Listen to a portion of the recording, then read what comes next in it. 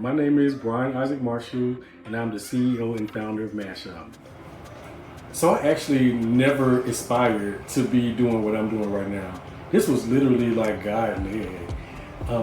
In 2012, one of my good friends who was working at an AIDS service organization in Nashville, I would go volunteer at his agency just because I needed something to do. I love volunteer, I love helping people. And so I would go help him pass out condoms, help him, do the group discussions for the individuals that came there.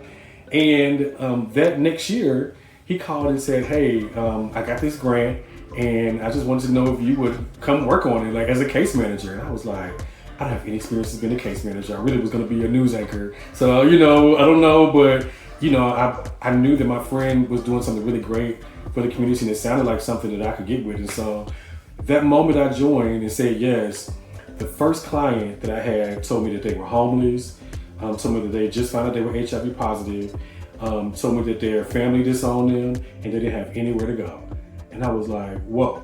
And then client number 2, 3, 4, 5, like these stories just kept coming up and reoccurring. And I'm like, why is nobody like paying attention to this? Like, why is all this happening and we don't even know about it? I'm from Nashville and didn't even know some of the stories of the challenges that this community was facing. And so it was just like something clicked and I was like, oh my gosh, this is like the work I'm supposed to be doing. I started MashUp back in February of 2017. We just celebrated 8 years this year, so very excited about that. When I think back to the foundations of MashUp, MashUp was really birthed out of a need to fill in a gap. And so at this time, 2017, we were here in Nashville, had a grant that was called Project Luna. It was a SAMHSA grant, which was a substance abuse and mental health grant. The agencies that were working on this grant also did HIV/AIDS education, testing, treatment, and prevention work. So that was also infused into the work we did. And so if you think about services providing mental health, substance abuse, and HIV/AIDS support for the Black LGBT community, this program was about to be gone. So we had 1 year from that time where they was like, the funding is cut, no more services. This community that we created here in Nashville was just about to dissolve. And I was like, oh no, we have to do something about this. And so in 2017, I gathered some of my friends who also work in AIDS service organizations here in the city.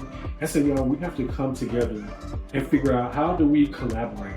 How do we bring our individual strengths to the table to say, yes, you have this, I have this. Let's collaborate and come together to continue to meet the needs of our community. And so that was really the birth of MashUp, a collaborative effort to ensure that we continue to have services filling the gaps for the Black LGBT community. We wanted to serve Black LGBTQ people from 18 all the way up until whatever year, until you leave the earth.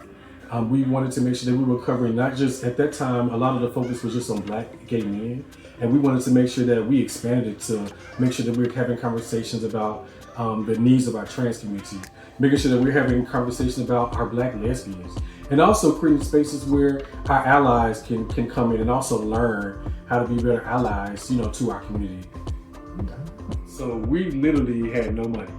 We had $0, at least for the first 5 years. So most of the things that we did to support our work were volunteers, people who just said, I want to come help. We may have had one fundraiser and had about $72 in our account for about 4 or 5 years. But if I'm being honest, I spent a lot of my own money to make it happen because I truly believed in the vision. I even maybe went into a little debt. You can take it out. But I couldn't unsee that this was something that needed to happen. Let me tell you something. One thing about MashUp is we never stopped. Every year, we always came together with what we call our CAB meetings. So these are people who were in the community, people who worked in the community, or people who just cared about us continuing to do things. We'd come together and we would plan events every year. And it just continued to grow and grow and grow. Now we did have a little stop in the pandemic. When the pandemic happened and everything just stopped all of a sudden. But we just kept going. That's when we grew our social media page. So we went from being individual people who knew us in Nashville to people who knew us outside of the city limits and beyond the state borderline. So in the 5th year, we finally got an email for someone that support us to just do education, something that we were already doing about how does our community make sure they prevent getting COVID while also maybe having other comorbidities. So, people start seeing us and start noticing us, and it just took off from there.